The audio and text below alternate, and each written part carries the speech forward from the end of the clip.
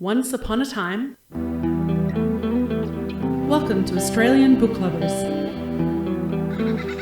your destination for imagination.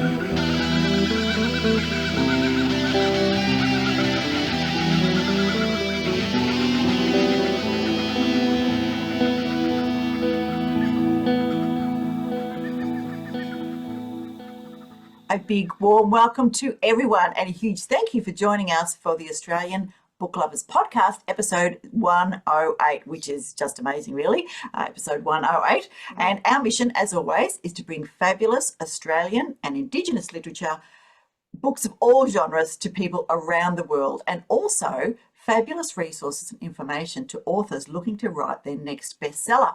I'm Veronica Strachan, aka V.E. Patton, and I am a fantasy, science fiction, memoir and picture book writer. The odd short story in there somewhere, a little poetry on the side, and I'm here today on Woiwurrung Wurundjeri country, and I want to say welcome. Yes, and I am Laurie Bell. I am a science fiction and fantasy author, proto-fictioneer, reader, blogger, reviewer, anything to do with books and anything to do with writing, I guess. And I'm your co-host today for the Australian Book Lovers, coming to you from Wurundjeri Woiwurrung country. We could just say we're word nerds because I think any words in any way, shape, or form, Laurie, is kind of where we're at, isn't it? Absolutely. I even have discussions at work in regard to words and the meaning of words and the pronunciation of words. We have people all over the country. So that is always very entertaining. It's been a good entertaining afternoon talking about the different pronunciations of words just across Australia. Yeah, it's fantastic. And look, we are such an eclectic country in terms of all the non-Indigenous people who've come and settled, and even if you look at the language of our Indigenous Australians, so many beautiful ones. So where I work, there are 5 sites in my other work life, and we are on 3 different traditional owners' lands, and even saying welcome, which is Wabanyeka in Woiwurrung, but in Tanganong and Jajawarrung, it's just slightly different, and but it's still sort of sounds a bit the same, but it's just the nuances of language. Just love it. Yep, absolutely. And of course that comes through in our writing. Of course it does. And being science fiction and fantasy authors, we like to make things up, don't we? Absolutely. And then it's, how do you pronounce that? Well, I pronounce it this way. That's it. No, and you often have people say, I wouldn't have pronounced it already. So you go, well, pronounce it however you like, but, in your mind. And that's the other interesting thing, I reckon, when you've read a book and then you see it on the telly, when they put a series or a movie together, and you go, oh, no, that's not the way I pronounce it. I even had that with my book, Boss from Hell, who the main character's name is Margaret Solder, but she refers to herself as Mig.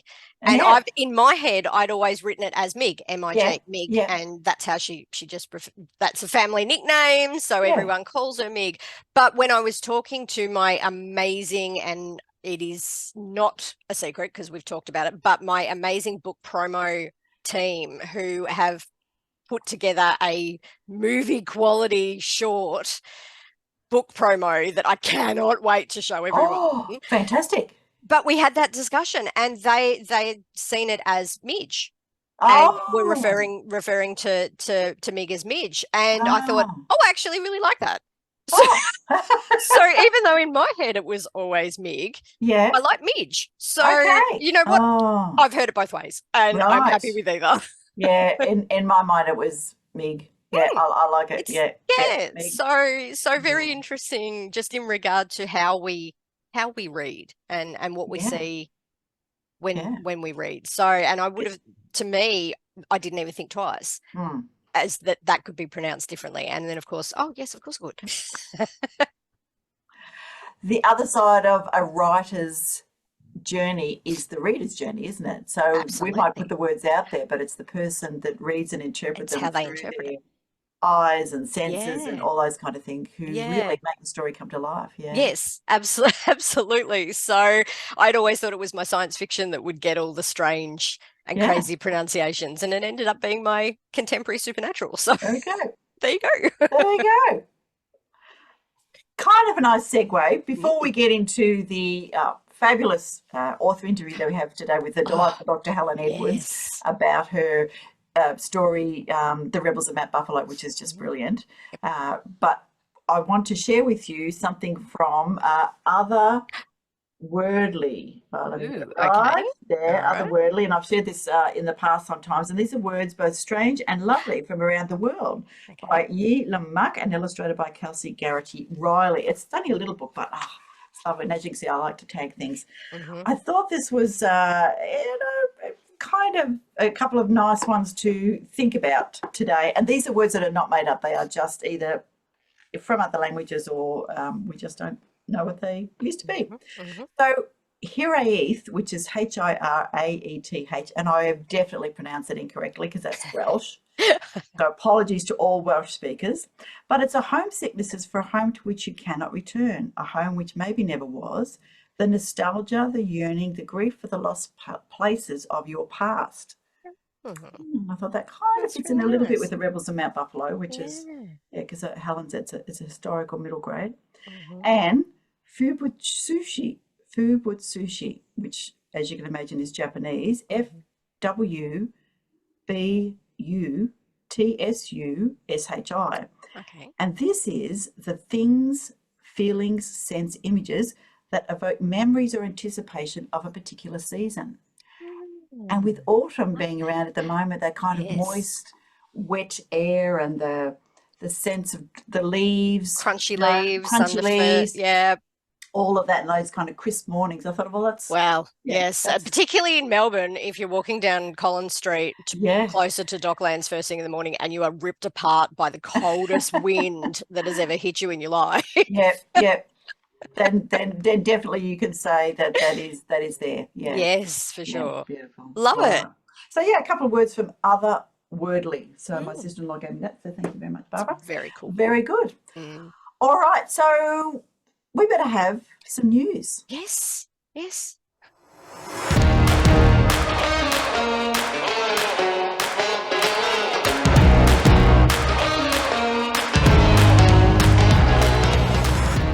Melbourne Prize for Literature 2024. Victorian authors are now invited to enter the 2024 Melbourne Prize for Literature. Authors can enter themselves or be nominated by an agent or a publisher.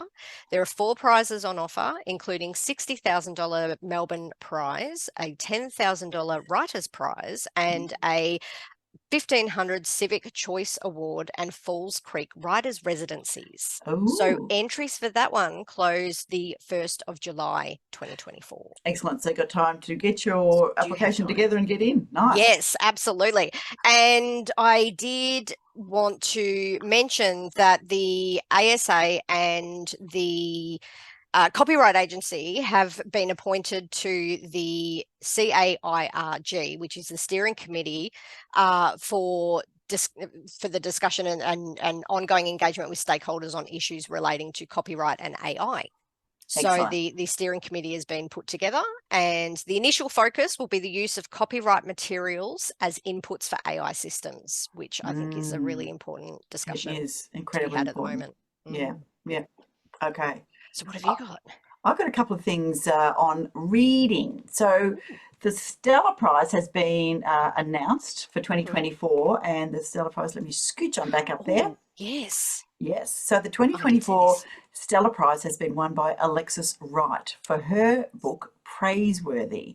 So Praiseworthy is fierce and gloriously funny. It's a genre-defiant epic of climate catastrophe proportions. Part manifesto, part indictment, Alexis Wright's real-life frustrations at the indignities of the Anthropocene stalk the pages of this, her 4th novel.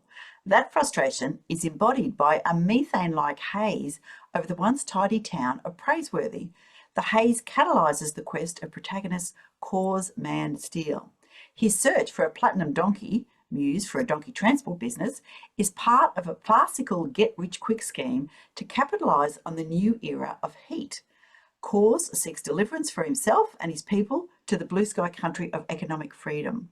So Praiseworthy belies its elegy-like form to stand firm in the author's one-year worldview and remind us that this is not the end of times for that or any country. Instead, it asks, which way, my people, which way, humanity? There you Wow. go. So Alexis Wright is a member of the Wanyee Nation of the Southern Highlands, the Gulf of Carpentaria, the author of the prize-winning novels Carpentaria and The Swan Book. She's published 3 works of non-fiction: Take Power, which is an oral history of the Central Land Council; Grog War, a study of alcohol abuse in the Northern Territory; and Tracker, an award-winning collective memoir of Aboriginal leader Tracker Tillmouth. And her books have been widely published overseas, including China, the US, the UK, Italy, France, and Poland. And she held the position of Bois Bouvier Chair in Australian Literature at the University of Melbourne. She's the only author to win the Stella Prize twice, and praiseworthy. Also received the Queensland Literary Award Fiction for 2023, and she's the inaugural winner of the Creative Australia Award for Lifetime Achievement in Literature. So there you go. Wow. And if you go to stella.org.au, you can see all the shortlisted prizes. And if you need a read this autumn, there are a few recommendations there if you want to be entertained, educated, and enlightened, I guess is the thing. Wonderful. Yeah. So another one for readers is Australia Reads. Now, in the past, I think 2 of our most popular podcasts were where we asked our authors to read a little bit from their books, and we had like 4 hours, I think, of reading from authors, and people just going, yep, I want, yep, and they just kept clicking on that and downloading, which is lovely. Fantastic. Australia Reads is now, rather than being a single day, they've become an organisation whose mission is to have reading improve and increased every day. Yay. And sign up really at australiareads.org.au, and I'm in their newsletter list, and they've got Be a Reading Champion in Your Community. And so to do that, they give you some, really good ideas, which we absolutely support. And I challenge you, Laurie, to say, no, don't do that. You ready? Go. Talk about books with your friends and family. Done. Yeah, that's a good one. Support your local libraries. Always. Always. Yep. And can I just say, any author who does not have their public lending rights and their ELR, all of the payments have just gone out. Yes, I was going to mention that too, Yep. that the statements came out this week. So yes. Sadly, I didn't get any. Mine were 0, but that's okay. I've had 0 for 5 years, and this year I got a little bit. So I was very excited this year. That's good. That is good. So remember, if Yes. you can't afford to buy all the fabulous books on our website, go to your library and ask your library to buy them for you, and then borrow them, because we will still get a little royalty as an author. So there you go. So support local Which for libraries. Australian authors, that's massive. So important. So important. So, So yes, important. please do. And we'd love to hear that our books are in libraries and It's being read good. and thumbed through, and it's very exciting. It is. Yeah. All right. Attend and host live literature events. I think we're doing pretty well on that one. I think we're doing okay. Yes. Start or join a book club. Do you know, that is the one thing I actually haven't done. Yeah, I think It's a you've book got club. to find the right group. Yeah. Because I did join a book club with a friend of mine, but they mostly wanted to read books that I didn't. Yeah. No. Genre book clubs. Yes, and it Yeah. meant that while I read the book and had some interesting thoughts, and we had a couple of interesting discussions, they would look at me quizzically and go, what? What is we don't get it, because they, of course, had a long history of reading in that genre. But anyway, there you go. However, we're going to discuss the books that we're reading in a minute. So there you go. Yes. Visit your local bookstore. Easy one. Yep. Easy done. one. Yeah. Not yet. I need to stop doing that. Stop doing that. Not spend as much money doing it. I guess it's too easy to just wander the bookshelves and just look at. I love recognizing all the authors that I know and I've spoken to. There's yeah, exactly. Well, sadly, the Gisborne bookstore has closed. The Woodend bookstore is closed. We only have a second-hand bookstore now in Woodend, which is still lovely. Really? There is a wee little Collins bookstore down in Sunbury, but it's also very far away. And even down at the biggest shopping centre, they no longer have a bookstore. So that's really that's sad. really sad. Yeah, luckily, online retailers are still making a fortune from me. There you go. So read local stories, and I think we can absolutely go tick, tick. We are definitely doing that, yes. Yep. From First Nation storytellers to children's authors, best-selling crime, there is no shortage of great Australian books to transport and inspire you. Yes, AustralianBookLovers.com. Yes, go and have a look at the site. You can search by genre, you can search by author, you can just have a look at the weekly spotlights, which we love doing actually on the show here. And you will see so many genres you may not have looked at before with wonderful Australian writers whose names you may not know. Yes, exactly right. Okay, 2 more. Start a street library. Street libraries are a fun and visible way to share books with your community. And I know we got a lot of street libraries started in COVID. Where there's like little baby room or house or cupboard on the street side, and people just swap and exchange books. And I did do that a few times myself. Excellent. Which is lovely. So start a street library is good. Lovely. And you can find out more at Street Library Australia. And the last one, of course, is keep up to date. So sign up to the newsletter for Australia Reads and explore the latest news and articles. So I think that is a really good idea. That is a great list. I absolutely love all of those options and thoughts. And jump in, do a little, a lot. Yes, do a little or a lot. Now, I do want to give people the answer to Tell me, I'm dying to know. What is the answer? Oh, so as we had the PMI Victorian History Library, and we had, the most interesting between Mars, Tull and Flappers Rain, I burnt bright with tongues of flame. I was being held as he had fasted, but soon a fear of being blasted. A bird flew close to lend a hand when alarm was raised by a donkey man. No lives were lost and many goods were saved. But for myself, I was deeply raised. My bones stand still, my heart is boiled. A sight past which the fairies toiled. Ribs protrude and I am propelled. Concrete and champagne were expelled. So remember me when the tide sinks low and I peak above the undertow. And we had a few guesses at a few architectural things. But in fact, PMI Library, Friday Riddle, the answer is the wreck of the SS Warship in Port Phillip Bay. Ah, okay. Yeah, I see it. You see it? Yeah. So it was a 296-ton, 38.7 metre long wooden screw steamer, and she was originally built for the New South Wales coastal trade, but by 1910 it was serving King Island, down Tasmania Way. And on the 1st of August in 1919, the SS Warship was anchored at Portsea for a compulsory quarantine stop of 7 days. The ship was carrying a cargo of 250 tonnes of food, fuel, machinery and mixed goods that included 28 cylinders of acetylene gas for the lighthouse on King Island. At 7 p.m, she caught fire and got out of control. At 11 p.m, the captain and crew abandoned the ship. Oh my goodness. Now, it's the home to a large population of fish, including stingrays, and the boiler is the main feature of the site.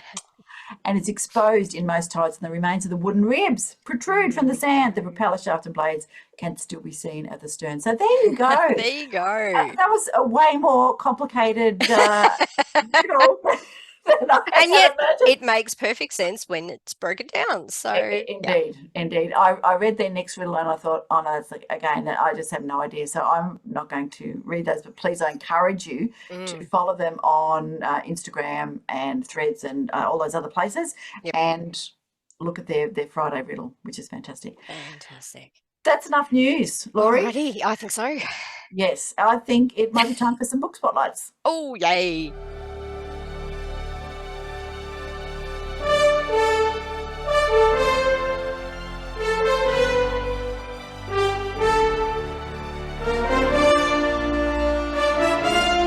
Book spotlights. We have so many books, Laurie. I might have to, people are just sending them all the time, which is lovely. Fantastic, and keep doing it. So but there's a lot we have to get through. There's a lot we have to get through. Well, we might have to start doing a few more per week, but anyway, we'll see how we go. All right. The first one today is a book by Elly Both. Both. Apologies, Elly. I should have checked what the pronunciation. So B-O-T-H. And the book is a kid's book about ADHD! And the blurb is, have you heard of ADHD? A person with ADHD has a unique way of experiencing the world around them, and sometimes that can feel challenging. But author Elly Both believes there are powerful skills that come with this special way of experiencing life, and as a person with ADHD, she knows it's true. Everybody's brain works differently, and how cool is that? A kid's book about ADHD, written by Elly, is aimed at helping kids understand and embrace the unique qualities of living with attention deficit hyperactivity disorder, which is, of course, the long form of ADHD. Diagnosed with ADHD in her early 40s, Elly has transformed her personal journey into a source of empowerment, not only for herself, but for young minds grappling with similar experiences.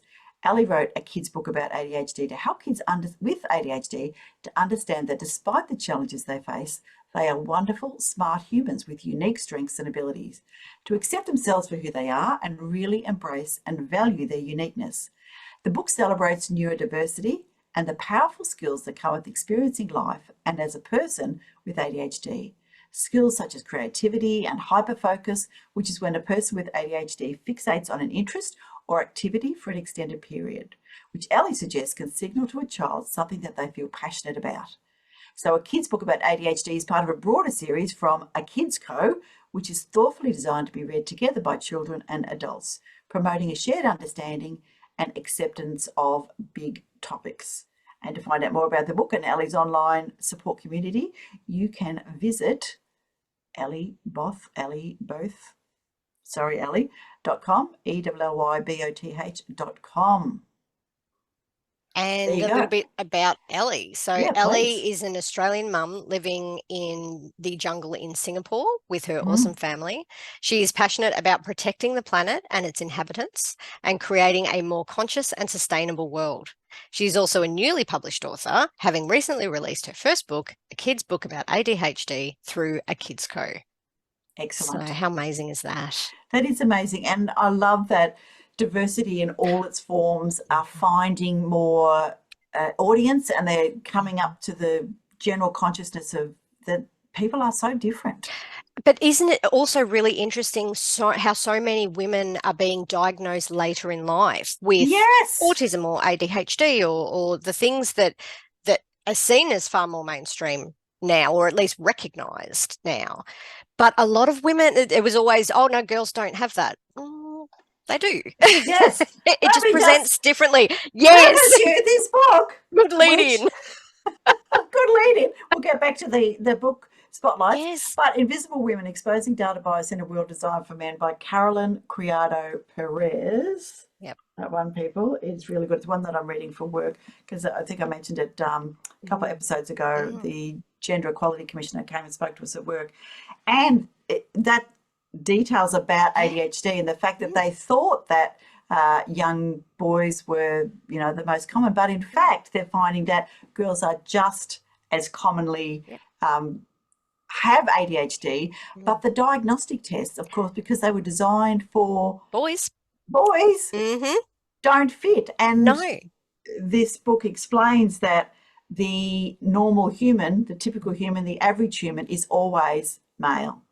And it is generally, for a lot of the research studies, quite often a young male, 25 to 35. Average body height and weight. 75 kilos, 75 to 90, whatever that is.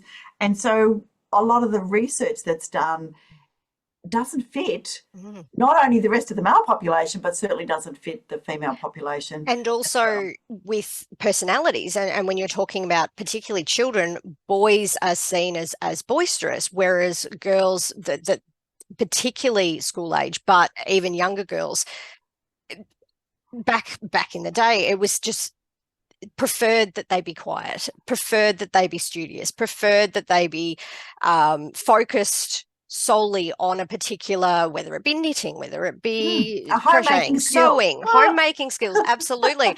And of course, how a lot of girls do present with autism and ADHD and all sorts of things is that hyper focus on a particular task. But because they were sitting in the corner doing their thing, reading their book, whatever it is, that's lovely behavior. We don't want to draw attention to that. We want that behavior. Yes. Whereas with the boys, oh, what's going on? We have to test for it. So it also comes down to that perspective and how girls and boys are viewed. Yes. And what they suggest in this book, and look, I am by far not an expert, but it kind of makes sense. Women and girls are better at masking because we want to fit in. We want to be part of that, be quiet. And we do recognise emotion a little bit better. Even autistic children, there is that fear of being yelled at. So there's so many masking patterns that women fall into, and we do it for everything. When it comes to walking down a street, we're masking that we're not feeling the pressure of someone walking up behind us. There is so much masking that we do. So I'm not surprised that girls are so much better at masking their own neurodiversity.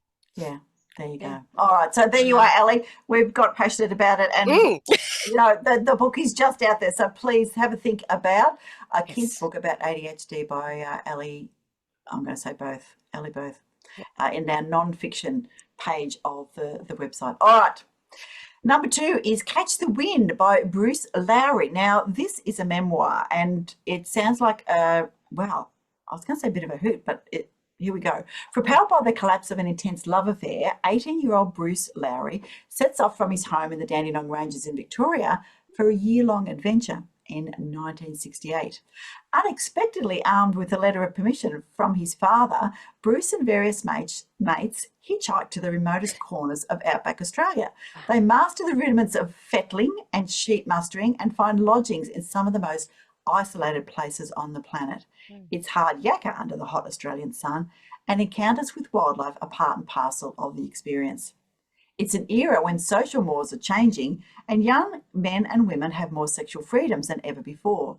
Yet Bruce still chafes against the conservative views he comes up against. His long blonde hair is considered an impediment to employment, but he'll be damned if he's going to cut it. And there's a song about that, Bruce. But anyway, as Bruce struggles to come to terms with the ambiguity surrounding his relationship back in Victoria, he encounters a host of colourful characters who amuse, alarm and inspire him. From the middle-aged nurse with an unhealthy interest in young men's testicles to the drunken railway ganger and the law-evading jackaroo, join Bruce as he travels vast distances across this wide brown land. Wow, that does sound very fascinating, doesn't it? It does. So a little bit about Bruce. So Bruce immigrated from the UK to Melbourne in 1955 with his parents Bob and Effie Laurie, together with his elder brother Bob Jr. After a brief stay with relatives in Clayton, the family moved to Victoria's beautiful Dandenong Ranges, where he has had the good fortune to live ever since. And it is really beautiful up there. That's not too far from my place. Following the late 1960s adventures described in this book, Bruce accepted a position as an office boy with the Australian arm of the German-Belgian imaging company AGFA, where he eventually rose to the position of national sales manager. This allowed him to eagerly participate in many varied Australian industries that included motion pictures, music recording, medical and industrial X-ray imaging, and printing over a 37-year period. Wow, there's a lot of fascinating things there. Away from work, Bruce is a life member of the Olinda Ferny Creek Football Netball Club, having enjoyed many positions that include player, coach, president, secretary, and chair of the sports management group. He is the proud father of 2 much-loved daughters and grandfather to 3 wonderful granddaughters. He remains happily married to his wife of over 50 years, Sue. There you go. So there you go. Beautiful.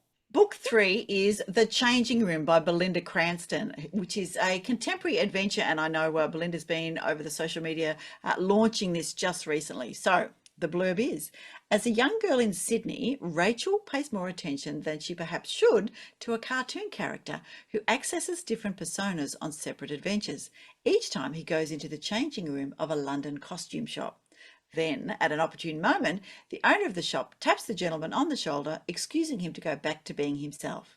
In her early 20s, Rachel sets off for London with the aim of having a few adventures of her own. But unlike her childhood character, life irrevocably changes for Rachel once she leaves the safety and familiarity of home.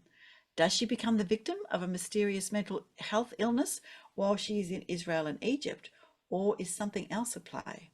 Rachel is forced to accept there's no coming back from some adventures, and that coming to terms with reality is perhaps her only real chance of accessing the life she craves most. Wow. I love the idea of the changing room. Yeah. She's got a fabulous book. The cover of the book is lovely. And thank you to Rachel, not to Rachel, because Rachel's the character. So in fact, thank you to Belinda and her publisher we have a copy of The Changing Room. And also Bruce Lowery has given us 2 copies of Catch the Wind, his memoir as well. For the next newsletter. Go ahead. Excellent. So a little bit about Belinda. So Belinda Cranston is a Canberra-based writer, She has worked as a journalist in Sydney, London, and in Canberra's Parliamentary Press Gallery. That would be interesting. Oh, yeah. Her corporate communications work includes writing speeches and opinion pieces for CEOs and politicians. The Changing Room is her first novel. Yeah, so New Adventures. Wow. Good on you, Belinda. Well done. Yeah, lovely. And thank you very much for a copy of the book to give away. Yes, so don't forget to subscribe Don't forget to the subscribe. newsletter. I should whiz over and get the cover, but it's way over there on the other bench. So I'm just going to leave it. Anyway, okay. Our last book to share today in Book Spotlight. It's been a long Book Spotlight. Anyway, our last book is Akie's Ascent, which is book 2 in the Stars Fallen series by Nadine Abrahams. And this is a fantasy. You must kill her, elf. Kings will rise and fall, and they will want a powerful queen. You will spend the next centuries giving your life for hers as they seek her out. Akie and her son are destined to defeat the evil goddess Driana, who has hunted her since childhood. Now a powerful mage, Akie is tortured by her past. Her elven husband has vowed to protect them, but evil has a way of sinking its fangs in and refusing to let go. As Driana reaches the peak of her power, Akie realizes she must fight for those she loves if she's ever going to defeat Driana and find peace. Trying to save the man you love while he's consumed by an inner darkness always comes at a cost. There you go. And fantasy. Yeah, and I'll apologise to Nadine and say if it's not Akie, if it's Arkie, I'm sorry about that, but there we go. As we say, fantasy authors, we do love to make words up. Absolutely. So just a little bit about Nadine. So Nadine has been an avid reader and writer since her early childhood, from publishing poems to creating her first novel at 13, The Primal Heartbeat, and publishing it in her early adulthood. The Primal Heartbeat has since been edited and updated. Nadine is an avid gamer and role player. Oh, I want to talk to you, Nadine. As well as creator of fiction and fantasy novels. She also loves archery and nature. After dealing with adversity and overcoming it, Nadine writes books that show even powerful characters are inherently flawed, and that these weaknesses can often become our strengths as long as we remain true to ourselves. Nadine's writing reflects on the dark side of humanity as well as the good side. And now, even though we think we are worthless, we can change our destiny. And how, even though, that makes more sense. And how, even though we think we are worthless, we can change our destiny, just as her memorable characters do. Nadine's other books were written on a whim, designed for and dedicated to a special needs child who didn't relate to any of the books on the market. Seeing a representation of themselves in the children's book encouraged them to improve their reading skills and develop a love of reading. And I love that last bit. Which is fantastic. And really, you know, what we've just been talking about, the diversity. Yeah. More and more books and people can see themselves in stories. Yes, absolutely. And particularly for young children, having that connection to a book is what can kick off their lifelong love of reading. So it is so very important to have representation in children's books. Absolutely. Yeah. And speaking of children's books, speaking of middle grade. Yes, it is time for us to jump on the interview that I did with the delightful and educational experience of chatting with Dr. Helen Edwards. And Helen is a South Australian writer, and I think let's just jump in because jump straight in. It was a great chat. Okay. Here's Helen.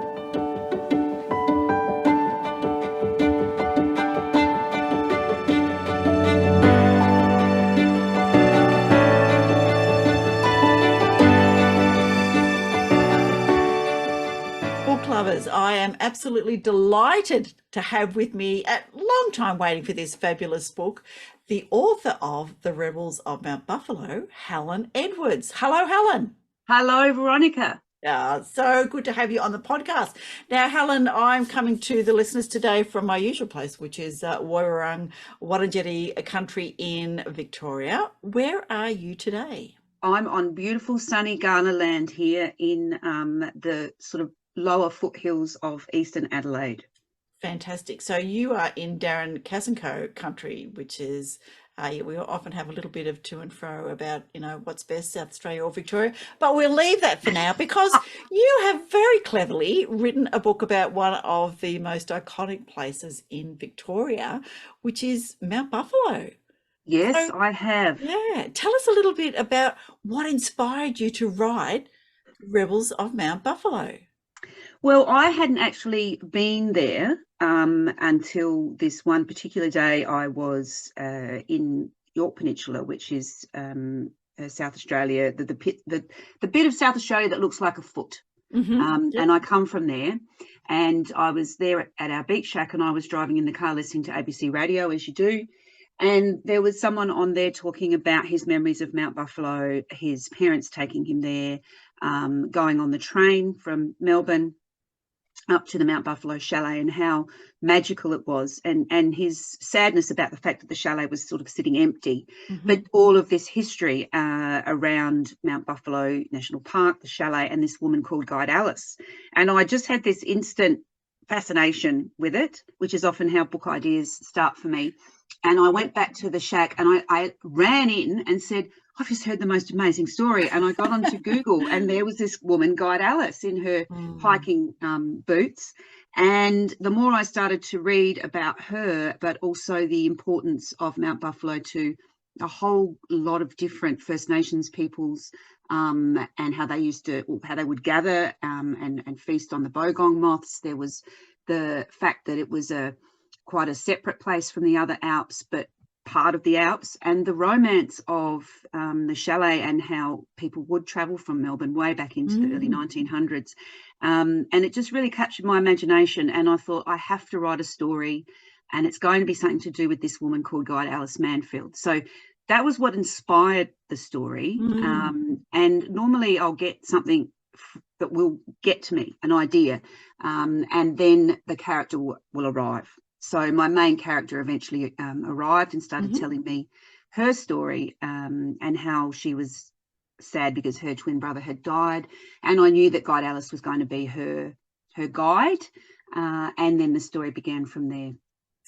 Love it. And I love the way you kind of, wound history and I guess an issue for young Clara that is so important to her. Now, before we get further into the book, I need to tell our listeners a little bit about you. And you have done many things in your life. Writing is just the latest, really. But anyway, so we're going to say to people that Helen is, of course, an Australian children's author, and she's also an experienced speaker and open to events and workshops at libraries and all sorts of things. She's a mum to 3 beautiful sons, and mentions where she's lived. She's been blogging since 2001. She's written thousands of blog posts. She's written for print and digital magazines, journals, academic conferences, blogs and websites. She worked as a social worker for many years. She's got a PhD in psychology, hence the Dr. Helen Edwards. And she looked at how we could better support women with type 1 diabetes as they go through the pregnancy journey. And as a midwife, I know that was just always such an incredibly challenging journey for women with type 1 diabetes. It has got, way better. Helen also has the most delightful photo of her at about 4 years old, sitting out in the backyard on her chair with the book open, poring over it. And across from her is another chair with her typewriter in front of her, which is just, obviously absolutely fantastic. Lots more to read about Helen, but in terms, she's started the Sustainable Hub. She founded a groundbreaking online counselling service. And then eventually, I don't know what you were doing, how you had time to think, Helen, but eventually she decided it was time to follow her dreams and become a traditionally published children's author. She enrolled in a course with the Australian Writers' Centre, began writing a middle grade manuscript, networked with the literary community, studied and developed her craft, pitched to audiences and publishers, wrote some more, and was picked up by her wonderful agent. So in a nutshell, because we don't have the hour to talk all about, the bio, we really want to talk about you. That is a pretty impressive account of what's been happening in your life till now.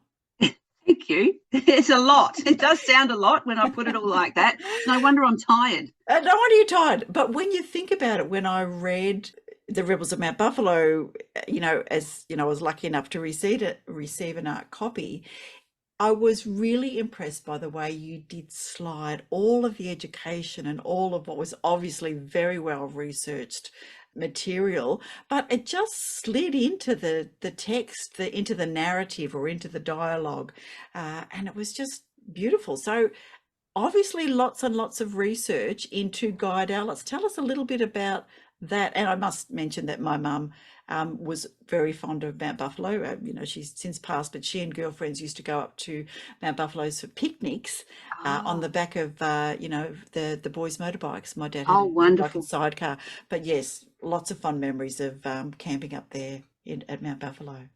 And that's the thing I found through my research. I had this instant sort of, it sounds a bit, corny, but I had this instant kind of heart connection. Mm-hmm. And I'd never even been to this place. And then research, obviously. So when I write, as all writers do, that there is always periods of research, but particularly with historical fiction, it's obviously sort of the lifeblood of everything. But when you first start, I find when I first start that I get into the research and then I just itch to write the story. And after a little while, I get really bogged by the research, and it's sort of like it suffocates me. It's, I have to keep going out. I have to check. Oh, hang on. And then I have to tell myself, just write the story, and then you'll go back in another round of research, and then you'll do some more writing and some more research. So with this particular story, I was very lucky to get a grant from Arts SA under the Richard Llewellyn Deaf and Disability grant program, and part of that was to support me to go to visit Mount Buffalo. But of course, COVID, border closures, and I couldn't go. So instead, I spent a lot of time talking to people who had been there. I was able to connect with people through a couple of Facebook groups, very passionate, probably people like your mother who had been there over many generations of families, and I listened to stories and they sent me stories. I interviewed quite a few different people, including the wonderful author Andrea Rowe, who actually lived at Mount Buffalo and worked at the chalet as their comms and marketing person, and was married to the ranger. She actually got married on Mount Buffalo. And so that was a really good resource for me, as well as a number of other people, because I got all of these really emotionally connected stories that I was able to use in my research. I also did a lot of walking around on Google Maps and going on bloggers' websites, and really trying to make sure that I got the logistics of how these two young girls would be climbing the mountain, because there was all those kinds of things in my head about, but where are they even going from and to? Like, how does this geography work? And I had books, some really important books as well, and websites, and also Alice's photos, because she was a prolific photographer, and many of her photographs are available on the Library of Victoria, State Library website. And so that was kind of how all the research occurred. I was also able to track down her granddaughter.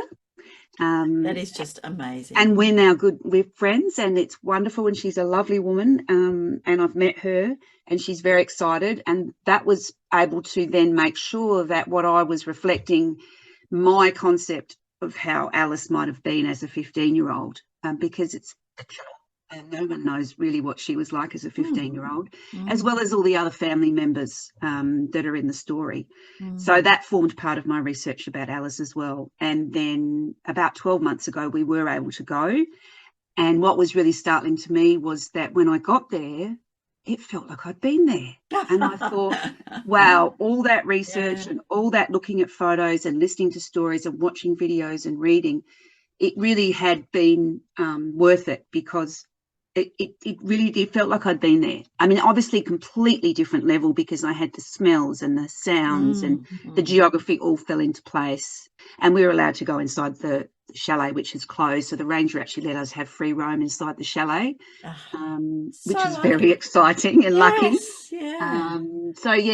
So lots and lots and lots of research, and then pulling it back, because because you can't share all that research, and you feel like you're cheating your readers sometimes, but you have to hold that research back. Yes, so in the many rounds of edits, particularly once we got into it with my publisher, there was discussions, because there's a lot of really interesting history of not just Alice herself, but people like Sir John Monash and Percy Granger, the pianist, and Arthur Streeton, the artist. They all went and stayed in the Manfields Hotel and were guided by Alice and her brothers and father across Mount Buffalo. So there's all this sort of fascinating history and the depression that was happening at that point in time. So I wanted to bring all those things in, but not make it like a Wikipedia page, basically. Yes, yeah. And look, I think that you've done that amazingly well. So let me tell our listeners about the blurb, because of course it's only partly about Guide Alice. Yes. All right. It's 1998 and Clara and her parents are staying at the Mount Buffalo Chalet for the National Park's centenary celebrations. It couldn't be more different from their last visit. They were a family of 4 then. With her twin brother Darius gone, Clara has no reference point anymore, no guide. It's like being lost in the bush without a compass. Without him, she doesn't really know who she is. After a strange night, Clara wakes up in 1893. There she meets Alice, a girl who lives within the fern-filled valleys at the base of Mount Buffalo. To her surprise, Clara realises she is Guide Alice, considered a rebel of her time, an adventurous nonconformist who spent much of her life boldly leading people along the rugged trails between granite tors and misty mountain peaks. The 1890s were a difficult era in Australia's history. The country is in the grip of a terrible depression, and desperate people can be dangerous. When Alice's life is threatened, Clara must rediscover the courage she has always had and become the girl she was always meant to be. This is the other, I guess, thread that weaves through the story. Is our main protagonist is Clara, and she's grieving and finds herself somehow in 1893. So you mentioned that Clara began whispering in your ear, as many of our characters like to do to writers. Tell us a little bit about how she kind of emerged on the page. Well, it's interesting, isn't it, how you think, how does this person come along, and how much of yourself is in the character, or experiences that you've had in your life. And all of the, obviously I've written quite a few manuscripts before I actually got an acceptance. So I had written, I don't know, 3 or 4 maybe that didn't get published. And I've written 3 since, and I'm in the middle of editing a couple at the moment, and just finished draft 0 of another one. So every story that I have written tends to have a central theme running through it around grief and around courage and finding a sense of self. And also all of my characters are usually neurodivergent, as I am, and not necessarily overtly. It's not, I don't write stories about people with ADHD or whatever. I mean, I grew up not knowing I had ADHD. I didn't know till I was in my 50s. So it's more this sense of feeling as if they don't fit, having people talk about them in ways that is not supportive. You know, someone who worries a lot, worry and anxiety, which is also something that I live with, is a common theme. And I feel that we don't give kids enough credit when it comes to grief. Children are often not necessarily involved in the bigger conversations around grief. And I'm not just talking about the death of a loved one or the death of a pet, which is a common experience for children, but there's all sorts of layers of grief. You know, kids are facing an uncertain future with the climate and with what's happening in the world. And then there are the sort of the smaller things that happen in your life as you're growing up. Maybe friends move away. You might be involved in something really big like the school musical or a big sporting event. And when you're in it, it's like the whole world. And after it's finished, there's a big crash down, and it's kind of like a small grief. And I talked to kids about that when I was at Book Week, and they all really identified with that.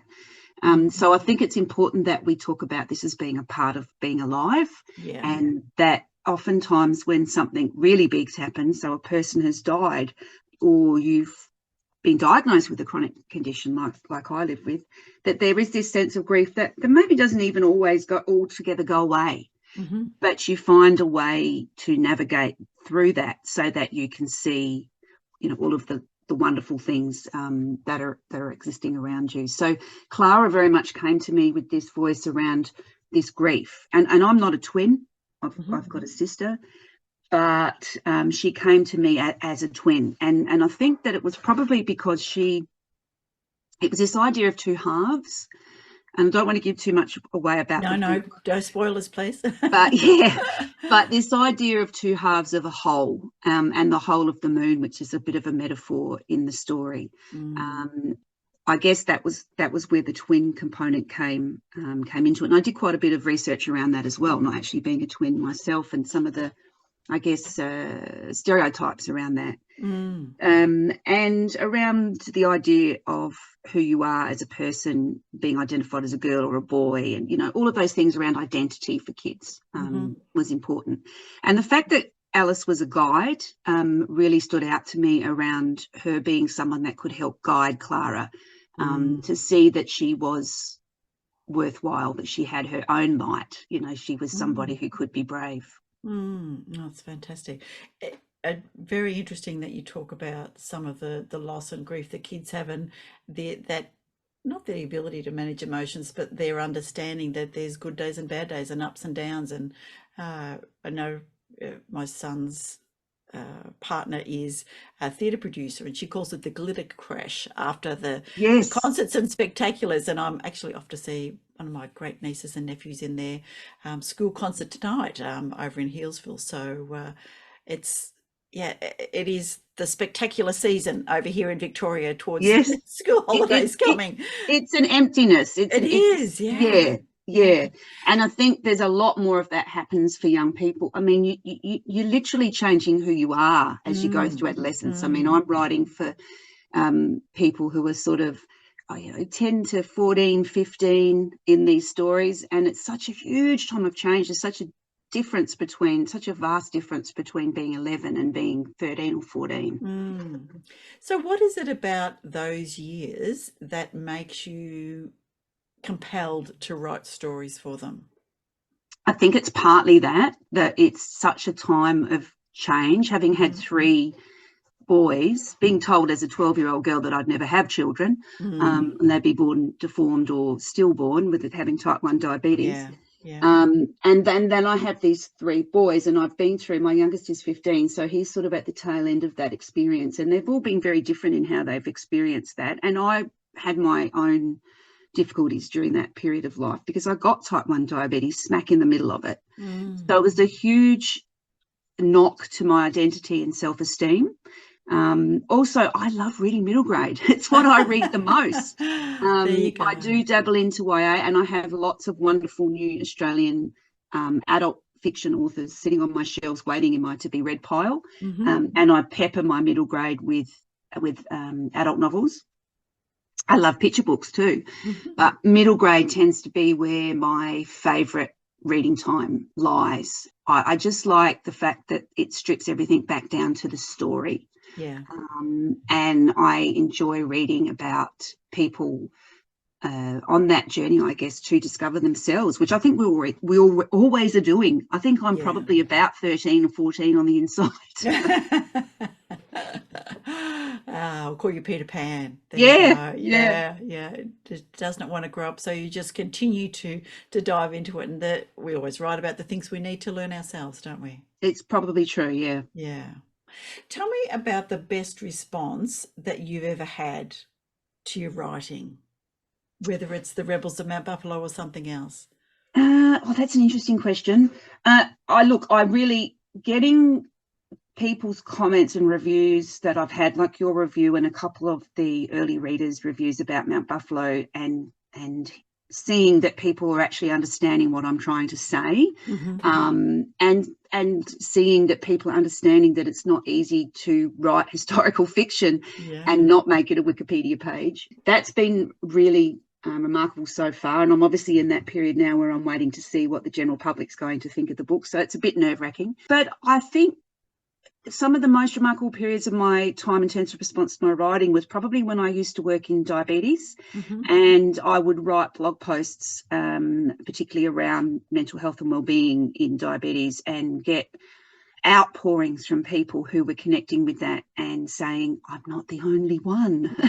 I'm not alone. And I think that that's still what I'm doing with my middle grade writing. Yeah. It's about saying you are not alone. You're not the only one who's ever felt like this. And that probably runs through everything I've ever done. So when somebody says to me, thank you, you made me feel less alone, that's probably the best feedback. Helen, do you get young readers to beta read your stories? I actually didn't with this one. I had people who were involved in Mount Buffalo. I spoke with an elder. I always try to consider the First Nations perspectives, obviously not writing from that perspective. Clara's best friend is a First Nations person. And I spoke to someone from the Tangerang group there who advised me what I could and couldn't include in the story and how to approach that. Because there are lots of different people who have different claims on the Mount Buffalo area. So I had to be very careful about that. But no, I did not get a child to beta read. But I have thought, and I have got a niece who's right in the age. And I have been thinking more and more that with my current book I'm working on, that's something that I probably should do. Okay. So what are you working on at the moment? I have just finished editing my next historical fiction, which is set in World War II in Australia, and it starts with the bombing of Darwin and moves down to a place called Lake Boga, where there was a secret communications bunker, and they serviced the Catalina flying boats. Yes. And it's told from the perspective of a 13-year-old girl and a homing pigeon, because the homing pigeons actually were really critical in saving lives, and two birds got the Dickon Medal. Two Australian pigeons got the Dickon Medal during World War II. That's fantastic. So that's just gone to my publisher. I am editing an eco fantasy at the moment that I will be sending off, and I've just finished draft 0 on it's historical fiction, but it's more magical realism. It's set on Kangaroo Island in a lighthouse. Brilliant.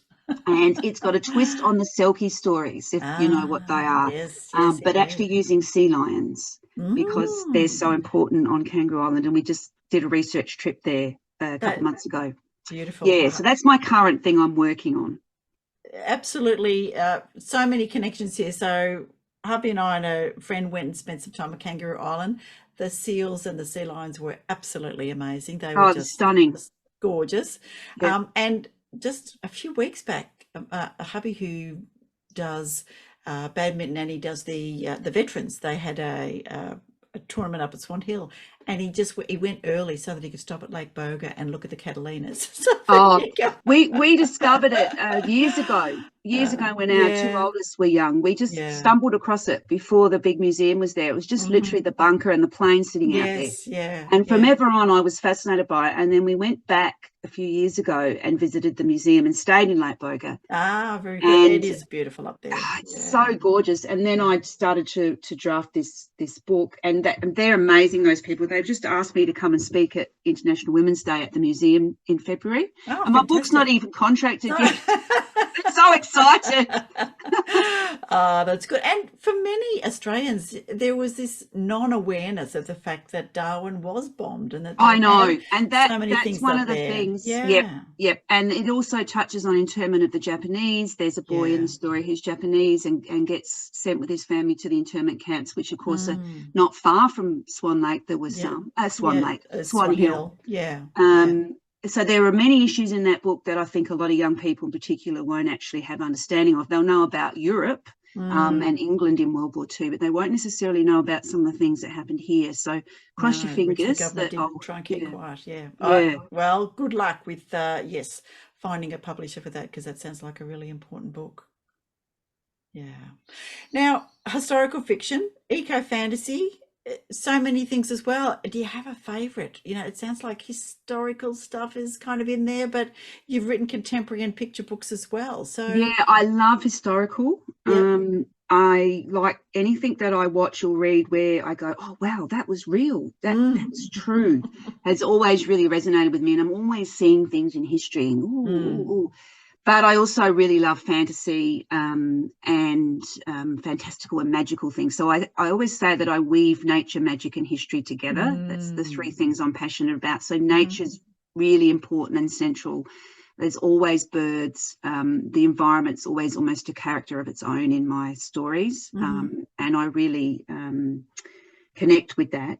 And yes, I have written a couple of contemporaries. The Lighthouse book came to me because I just said, I'm writing a book set in a lighthouse. This lighthouse has to be a lighthouse. And and we went on when I did a bit of research that it was going to be Kangaroo Island. Yeah. Yesterday I said to my husband, "Oh, I think my next book's set on a train."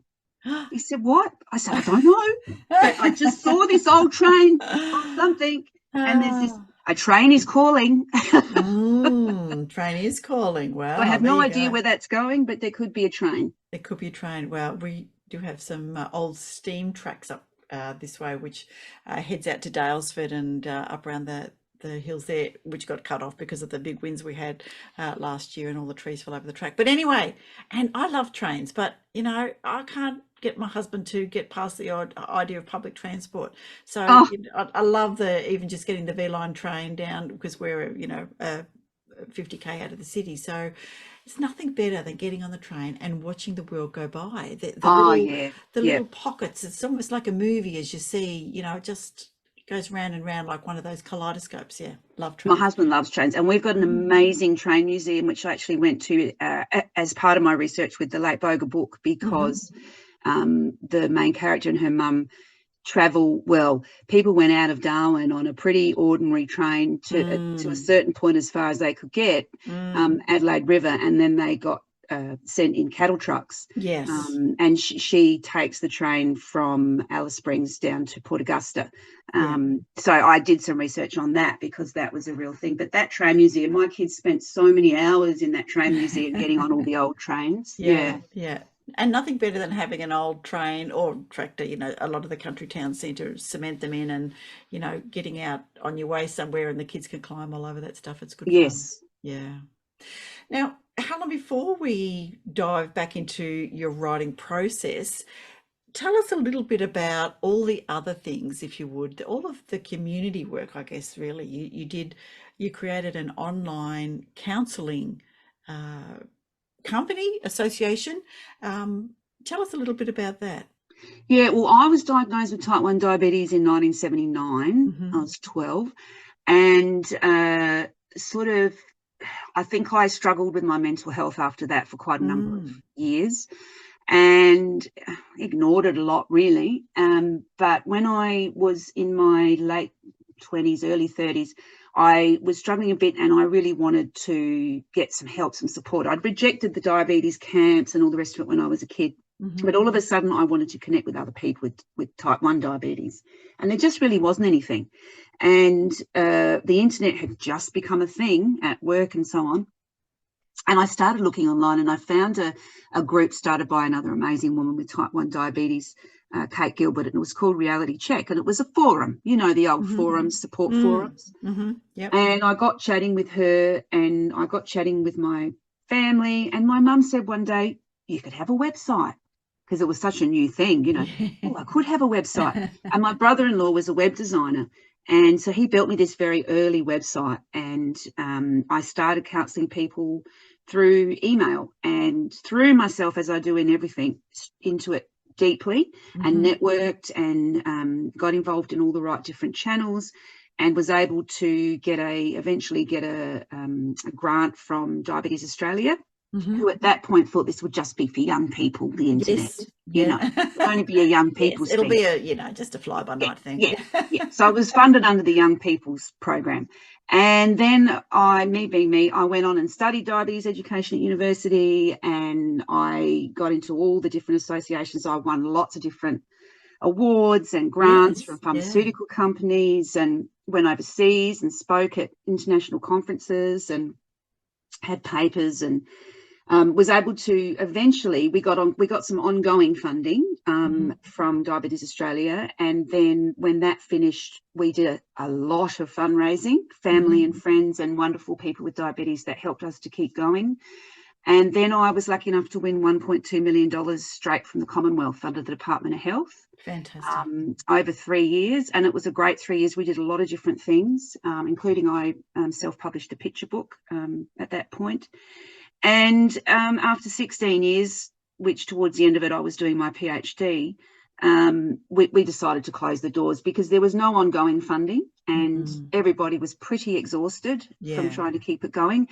And the internet had hung around and particularly social media, which we were very early adopters of social media and using Facebook groups to support people.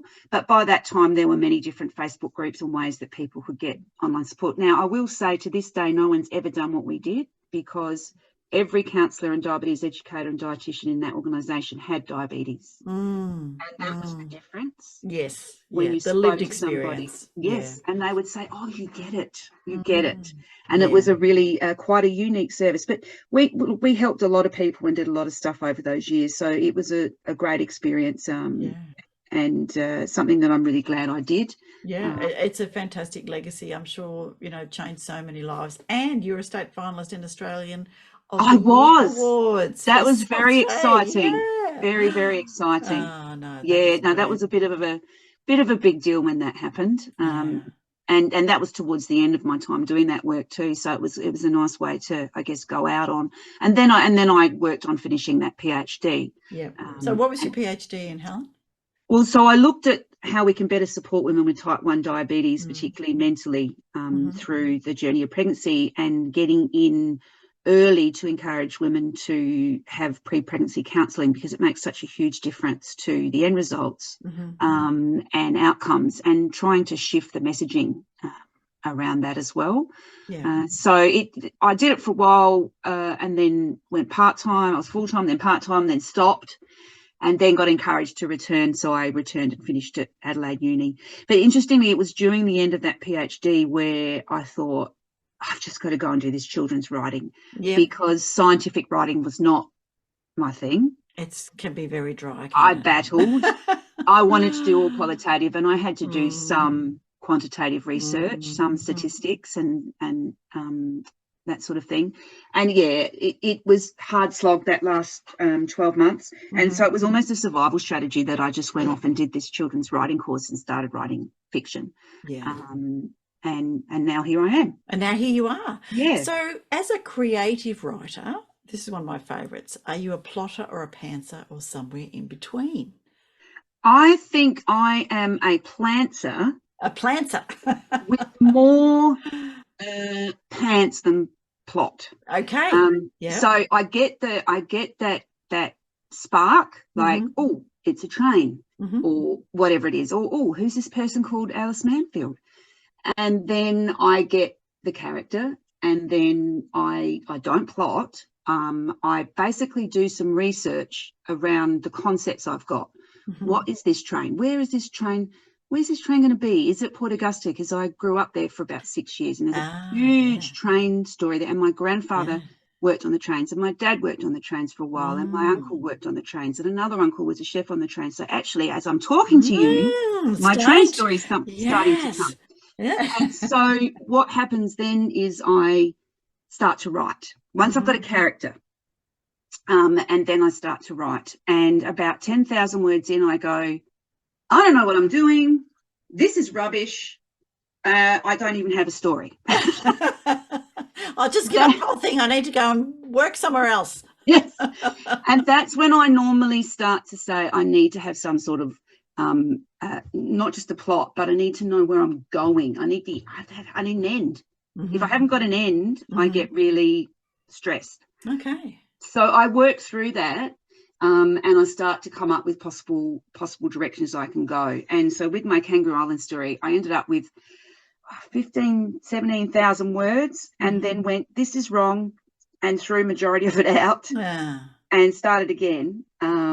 And pulled the threads from that needed to be pulled, and then worked out, I can see the ending. And once I could see the ending, then I sort of get a plot. So I guess it's more the plot points. So this happens, and then this will happen, and then that will happen, and then that will happen.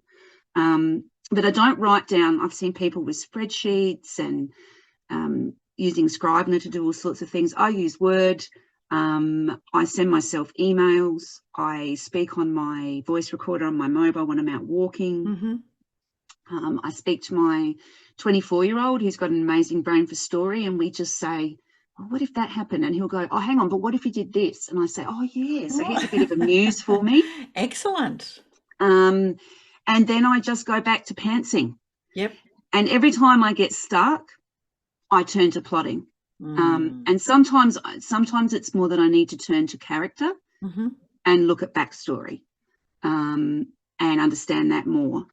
Or even just going to that point of saying, hang on, if I had to write a synopsis, what would it be? What is the guts of this story in a couple of sentences? So, yeah, so I think essentially I probably am a fly by the seat of my pants, but I do need some sort of structure at a certain point. Just to get you to the end. And Yeah. it sounds, that's pretty important.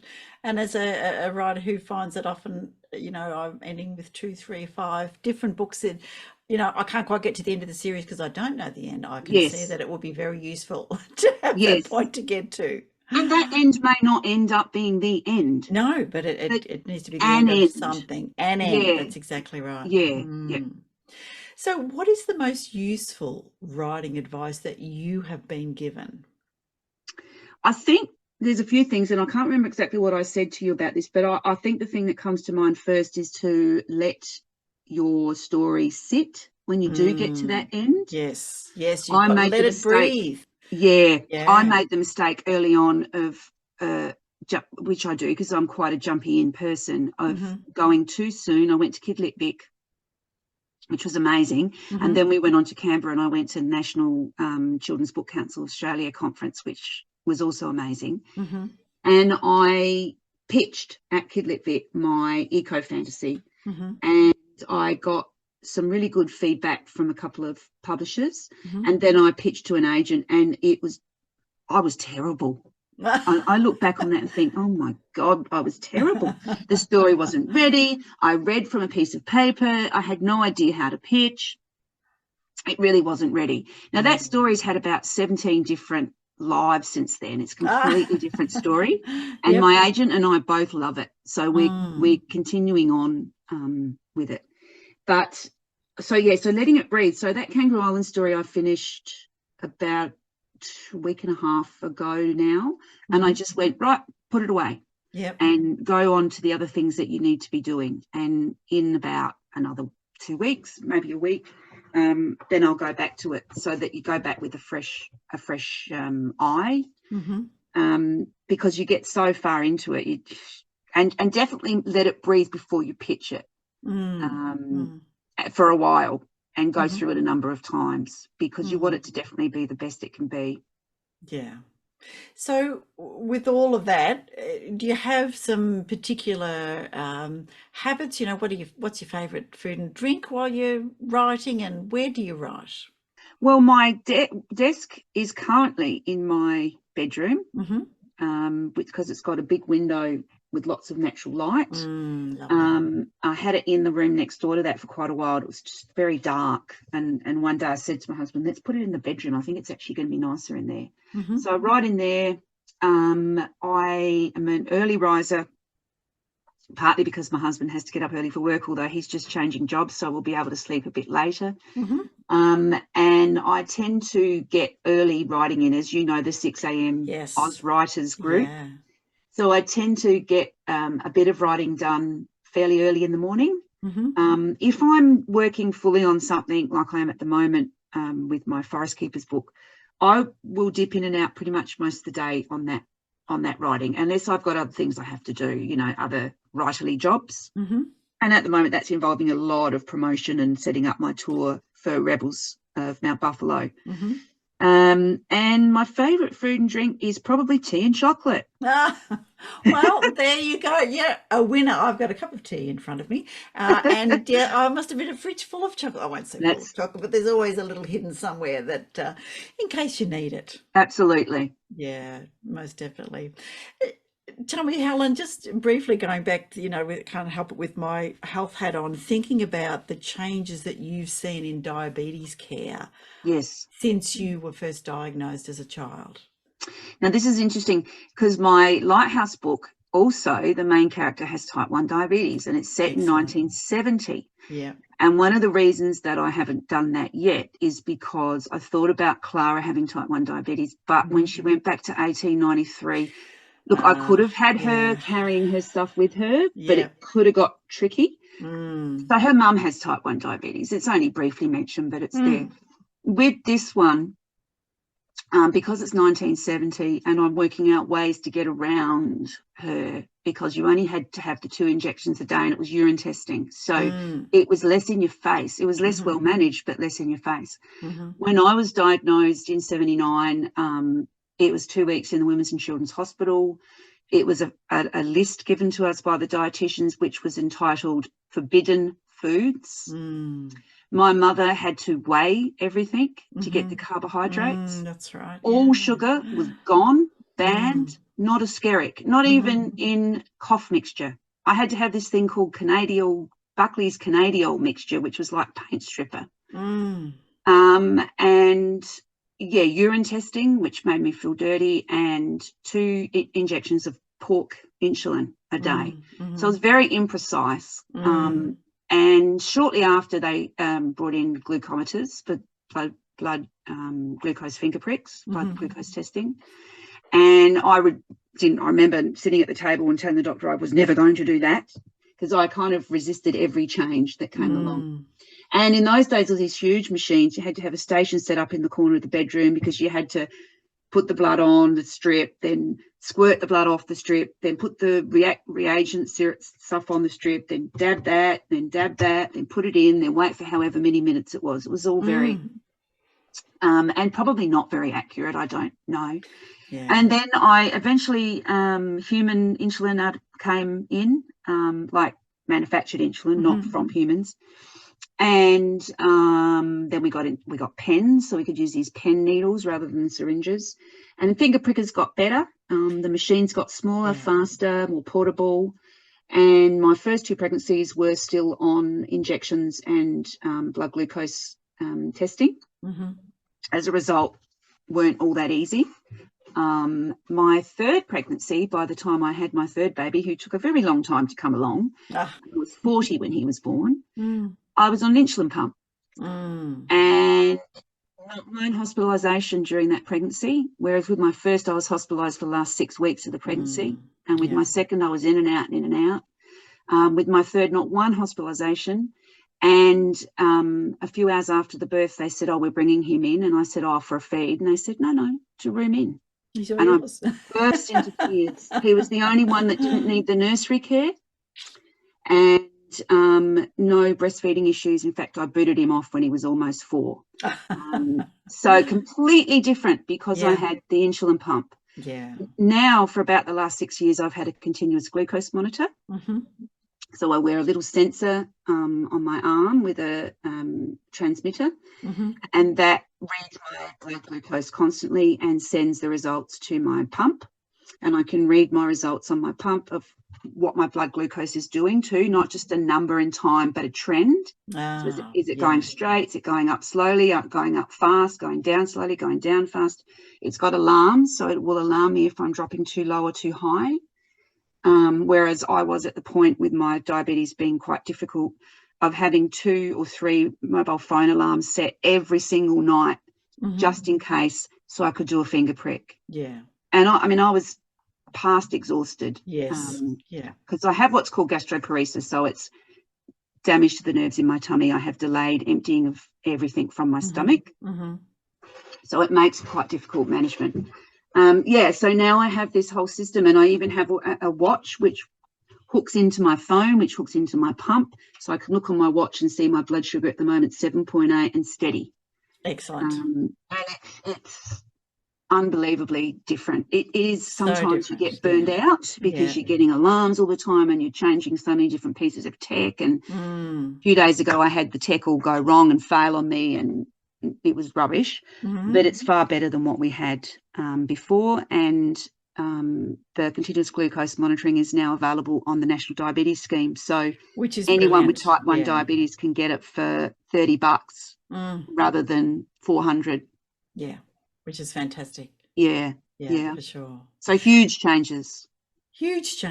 And what I love about stories is that so many writers who bring stories with anything but standard protagonists with all sorts of things that are part of their humanity, because they want to see themselves in books, whether that be an Indigenous space, whether it be an LGBTQI, whether it be neurodivergence, whether it be, a disability, whether it be, any kind of non, white box kind of storybook that we have. And having somebody who obviously is the lived experience, it just means that, I remember also talking to Kate Foster, who, her books also middle grade about, and, neurodivergent kids. It's not, as you say, that's not the story. No. It's part of them having blonde hair, or it's part of them having,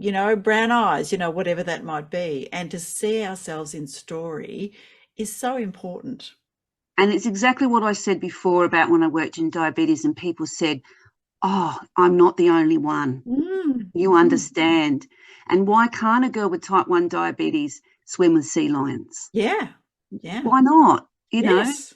So I kind of fought against that a little bit with the historical fiction stuff. And then I thought, you know what? No, this kid's going to have type 1. And I know what that's like. So, you can write it. It is the experience. Yeah, fantastic. So your goals for the next 12 months then, what are your writing goals for the next 12 months? Because you've got 2 or 3 pretty significant progress things happening there. Yeah, it's funny because I put up my goals at the beginning of this year on the wall, and most of them so far are ticked off, not all of them. That's good. That's pretty good. We're only in September. Obviously, I want to see the Rebels of Mount Buffalo go out there and just go crazy, sell books. I'm going on book tour, which is really exciting. So my husband and my 15-year-old and I in a month will be off on the road to Northeast Victoria. We're going all over the place there and launching at the chalet, and I'm going to bookshops and libraries and schools. And then when I come back, I'll be doing an Adelaide launch.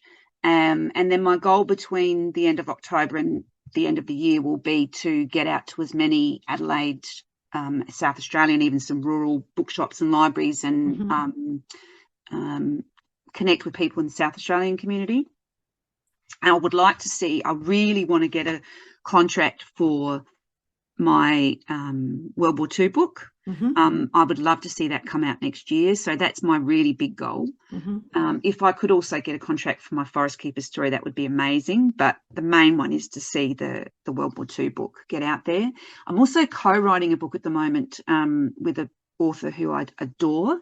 And I'm not going to reveal anything about that yet, but we're co-writing a magical fantasy circus book. Magical realism circus. Sounds fantastic. Well, when you can share, let us know, and we'll have you and the secret co-author jump onto a writer's lounge and share that. Yeah, absolutely. And so I would like to have that ready for us to pitch. And I would like to, my Kangaroo Island book, I also won a grant from Arts SA for that, and that runs until mid-April next year, I think. So by mid-April next year, that book needs to be ready to go to my publisher. Okay. So that'd be my goals. Very good goals. And I'd like to be able to sustain myself a little bit through writing, because this is all wonderful, but making a living's a whole nother story. That's just, that is sometimes a long way apart from even, it doesn't equate to the hours that you put into the work. No. Not at all. So, Helen, where can people find you out on what is now, of course, the ubiquitous web? At my website, so helenedwardswrites.com, and all my social media links are off there. What are your favourites, your social media? Well, it was Twitter. No, yes. You and I both. It's a little bit. It's all a bit sad, weird, and messy, but I'm still popping over there. But I've got a big audience on my Facebook page, and they're really responsive. Especially, I put a post up about Lyrebirds yesterday, and so many people have commented on it. They're really interested in nature, as well as books. And I mean, Instagram, I'm still connected to lots of lovely people there, and I like to see what comes through on there, wading through the ads. So probably those 3. Okay. I'm trying to get into Threads. I'm over there, but it's it's a bit tricky to sort of find people. Yes. Although I think TJ Edwards said that the hashtag function is now working, so I might give it another go, because I went over initially and tried to find people, and it was like, mostly the 6 a.m. writers going, where is You everyone? can search. So if you put a hashtag in, you can search. They're not clickable as far as I know, unless that's come in today, but you can search. So if you put hashtag 6 a.m. Oz writers in, that means you have to go in manually and search for that every day. Which is not so easy. Anyway, I am still persisting on Twitter because I do. Me too. I do like it. And I've got people in lists, so I can just go, oh, all the 6 a.m. writers, what are you doing? Everybody, and away you go. Yeah.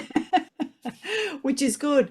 Helen Edwards, author of The Rebels of Mount Buffalo, releasing in the 11th of October. So it might be slightly before, slightly after we actually get this episode out. So good luck with the release, and good luck with your book tour around some of my favourite places in Victoria, Albury, Wodonga, Bright, Beechworth. I have a good friend who we did nursing together who lives in Wodonga, and we spent a lot of time chasing bits and pieces all around that area. She knows it like the back of her hand. So you are going to have a lovely, lovely time. And I'm sure schools and libraries are going to welcome you with open arms. They have. They've been amazing. Yeah, it's been amazing, the support. Excellent. And of course, you can find The Rebels of Mount Buffalo on the middle grade page on AustralianBookLovers.com. So get over there, people, and pre-order if it isn't out yet, or just go and buy it. Just go and ask for it at your bookstore, and enjoy The Rebels of Mount Buffalo. Thanks, Helen. Take care, and I hope you have a good rest of your day.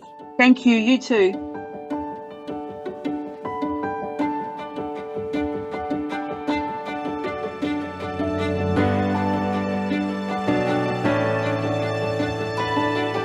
Thank you, Helen, for the most brilliant chat about all of the work that you put into The Rebels of Mount Buffalo, and as I said, have that personal connection there. So many things. Tell us, what are a couple of the things that popped out for you in the chat? I have to say child grief, which jumped out. And because that's something that, it's funny, I was a teacher once upon a time, long time ago, but I was actually in London when the bombings happened in London, and I was teaching over there. So having those discussions with children and important topics that they want to know about, they want to ask about. And I found that absolutely fascinating, listening to the marvelous Helen talking about that in relation to with her books too. What about yourself? I've definitely got here, grief, courage, neurodivergent. I really love that she called it the small griefs. Yes. You're losing a friend, or losing a pet. Losing a pet. And I thought that's just absolutely beautiful. Just talking about those things. You're not alone. You're not the only one who's ever felt like this. And I think that is just brilliant. And to see ourselves in a story, we've talked about that, really, it's been the theme all the way through episode 108. That's right. But also research and weaving that into the narrative, and how I am in awe over Helen with her historical fiction, particularly historical fiction for younger children, which is absolutely fascinating to me, because there are so many kids that I've talked to that will say, I love nonfiction. They really enjoy that historical aspect. And I have to say, obviously I was more into fantasy and science fiction myself, so hearing about some of Helen's other books that are coming, I was getting super excited about. But how difficult it is to weave his history facts and things that happened into a story that's not then topic heavy. It's dull. Okay, we're talking more about here's another chunk of history. It's such a skill. It is just beautifully done. So I'm always really impressed with people who do write historical fiction, because I could not give it the amazingness that they do. No, they do. And I think you have to love it. And she did a whole lot of research. So, it's just fantastic. And of course, then the other thing is, and she's doing Kangaroo Island, she's got seals, she's got Lake Boga, all those kind of things happening. And the work that she has done for people, in the community with diabetes. diabetes and that kind of thing, particularly, women in pregnancy. I mean, that's just absolutely priceless. It really is. Yeah. Yeah, absolutely. And it's also a scary time for people. So knowing that they can reach out to others who have had the same experiences or who know what, particularly if it's a first child, knowing what to do. How scary. So amazing of Helen to have that and being so early an online adopter. Yeah, absolutely. Just amazing. Yeah. So, that's good. So thank you again, Helen. Yes. That was wonderful. Wonderful listening to you. Laurie, what book are you reading? I'm just going to let the cat in. Excuse me. My cat is scratching on the door. In case no problems. Are you coming in, Ashley? Of course not. No. Yeah. She's decided no, thank you. She won't come in. All right, so I'll just close the door out. Okay. I know I've got two little faces looking up at the through the door because it's a glass door, and they're both there going, "What are you doing?" Yeah, she's in there. She's not loving us.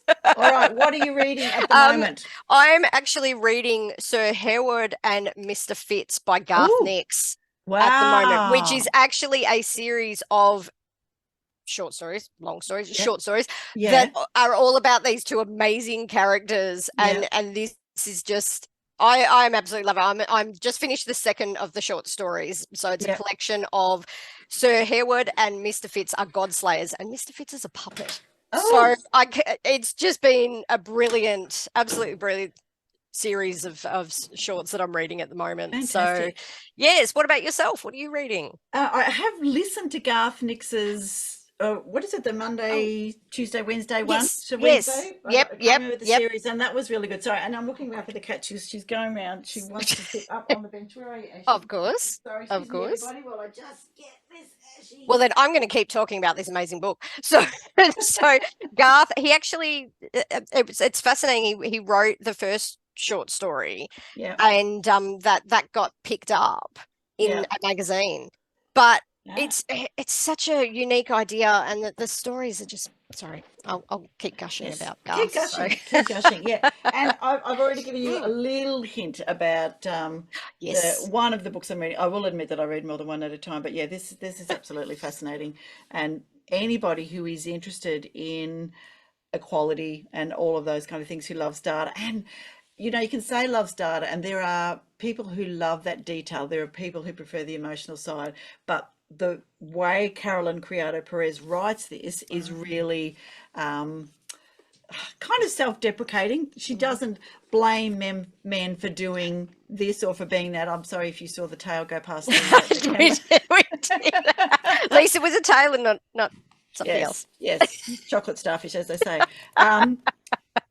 So the evidence that women are being let down by the medical establishment is overwhelming. The bodies, symptoms and diseases that affect half the world's population are being dismissed, disbelieved and ignored. And it's all as a result of the data gap, combined with the still prevalent belief in the face of all the evidence that we do have that men are the default humans. And that's, what we talked about. They're not. They are, as to state the obvious, just men. And data collected on them cannot and should not apply to women. Correct. And we need a revolution in the research and the practice of medicine, and we need it yesterday. We need to train doctors to listen to women and to recognise that their inability to diagnose a woman may not be because she's lying or being hysterical. The problem may be that gender data gaps in their knowledge. It's time to stop dismissing women and start saving them. So that's brilliant. And a friend of mine, there was just a little link on LinkedIn, another person that she did her master's with or something, but this other person's gone on to be, as she move along, has gone on to be a professor who is trying to bring some more balance back to research by focusing on a lot more female oriented. Now she's going to try and knock things off. Knock everything off that she can do. Thank you. I thought you would be less pest by bringing you in, but no, she's not. I should have left her scratching, and you could have thought, oh, what's that weird? Okay, we've got quotes to go, and then we better get off and get started. Otherwise we're going to turn into an enormously long episode. Which we do. So, Laurie, what is your quote for the day? So I thought I'd go with sort of a more middle grade-y sort of quote given our topics today. So, and this is still to do with writing and being a writer. So, ideas aren't magical. The only tricky part is holding on to one long enough to get it written down. Which is from Lynn Abbey. And I think we've all experienced that, haven't we? Where we've had that idea. Yes. In waking up from a dream or in the shower or wherever it might be, and it is not there when you... It's not. No. I had one the other night, and do you think I can bring it back to mind? So I thought, I'll remember that. And it was like thank you, Ashley. It was like the meeting of two ideas that kind of came together. And I thought, oh, yeah, that'll work. Yep. I cannot, for the life of me, bring it to mind again. Yep. I know the feeling. I know it so well. Yeah, good quote. Good quote. All right. I went for more around the adventure because I felt like, in the Rebels of Mount Buffalo, the adventure and the courage that each of those young girls was doing. And so I've got a quote by John Quincy Adams, who is in fact the 6th president of the US, but I do like this one, and it has got a magical as well. So courage and perseverance have a magical talisman, before which difficulties disappear and obstacles vanish into air. Ooh, I like that. I like that, yeah. So if you have courage and perseverance, then stuff just goes away and you can just move on and do things. Yeah, I love it. That's a great quote. Nice. Yes. Well, I think that's about it for this episode. We have a review to follow, of course, and don't forget, if you're an Australian or Indigenous author, that you can list your book for free on the Australian Book Lovers website.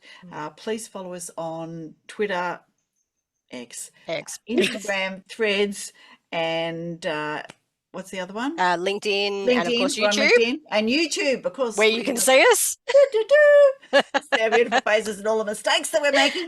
That's right. And we're taking a little step in improving the podcast each time. So don't, please look at the improvements rather than what have they done wrong this week. Let's focus on the positive, that heliotropic effect, which means people are attracted to the positive. There you go. Yep. And of course, you can share the love and support the ABL podcast with a once-off or monthly donation from as little as $3 a month, or you can cancel at any time. There's no commitment. Yes, that's it. But we love some support, and we've also got merch up on our merchandise page. Yeah, merch. Where's your cups? Wow. Terrible angle. But the good thing is these cups are really lovely for tea because they're nice and fine, and you can have a good solid cup. Yeah, for your coffee if you want the coffee, a square one. Yeah, the coffee mug that's nice, and the handle. Yeah, it's always hard to get a good handle, but these handles are good, perfect size. Yes, thank you. They're not too small. Excellent. So we are walking merchandise people. So.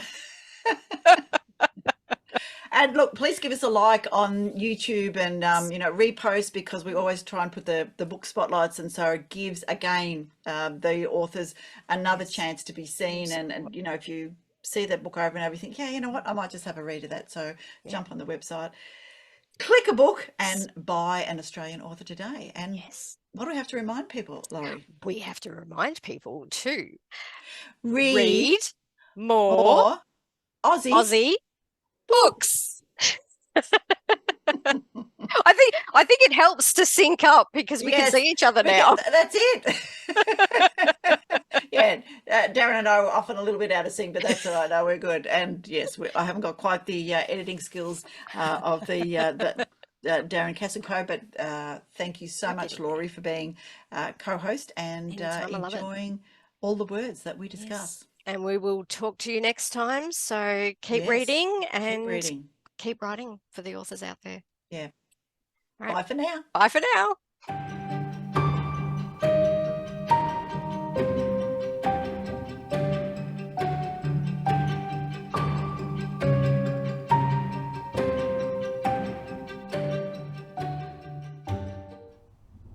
Sky on Fire by Jesse Greyson. Greyson delivers a beautifully painted and harsh apocalyptic battlefield that sees a slew of physical and emotional action as solar flares mutate DNA and factions form and fall apart in their efforts to survive. We see a possible future Gold Coast swamped by the geological devastation. Then we have a cast of excellent characters struggling with not only their biology, but with manipulation from power-hungry groups and a narcissistic parent. The story skips along with Dante and Kamiko earning us empathy as they gather allies, battle foes, learn and grow. Greyson's style is crisp, easy and compelling. She confidently takes us on a deep dive into the creation and dissolution of relationships and communities. Perfect for this apocalyptic young adult fantasy, and perfectly set in Australia. An excellent read. Australian Book Lovers acknowledges First Nations peoples and recognises their continuous connection to country, community and to culture. We pay our respects to elders past, present and emerging, and honour the sharing of traditional stories passed down through generations. We're committed to a safe and inclusive welcome for authors and readers of all cultures and backgrounds, including people of LGBTQIA+ communities and their families. Let's meet again, where magic happens.